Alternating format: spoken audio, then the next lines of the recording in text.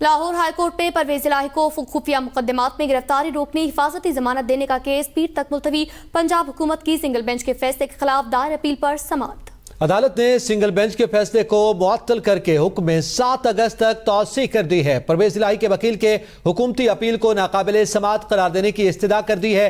Justice Sajid Mahmood सेठी की सरबराही में 2 रुकनी bench ने अपील पर समाअत की है। सिंगल बेंच ने परवेज इलाही को खुफिया मुकदमात में गिरफ्तार करने से रोकने और हिफाजती जमानत देने के अहकाम दिए हैं। मजीद जानते हैं असद शाह से। जी असद शाह, क्या तफसीलात हैं?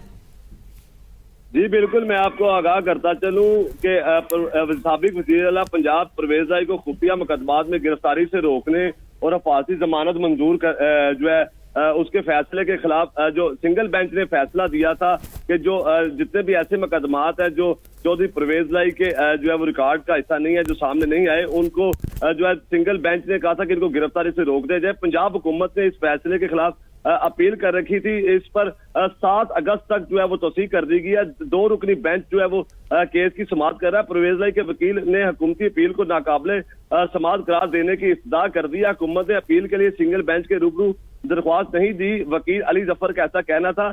जस्टिस साजिद महमूद सेठी के सरबराही में 2 रुकनी बेंच ने अपील पर समाअत की है। सिंगल बेंच ने परवेज इलाही को खुफिया मुकदमात में गिरफ्तार करने से रोकने और हिफाजती जमानत देने के अहकाम दिए हुए थे, जिस पर जो है डबल बेंच ने इस फैसले को मुअत्तल करते हुए 7 जो है अगस्त तक जो है केस में तौसीह कर दी है और फरीकैन को जो है दलाइल के लिए तलब कर लिया है।